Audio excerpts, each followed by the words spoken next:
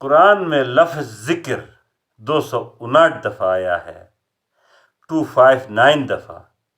لفظ ذکر کا مطلب ہے کامل فہم، قلب کی فہم جو عمل پر اکسائے۔ اسی لیے ابن ماجہ حدیث نمبر 219، حدیث نمبر 219، حدیث نمبر 219 جس کا مفہوم ہے قرآن کی ایک آیات کی فہم حاصل کرنا گویا کہ 100 رکعت قبول نفل نماز سے افضل ہے۔ اس لیے قرآن کو فہم سے پڑھنا ہمارے لیے بڑی اہمیت کا حامل ہے۔ والسلام۔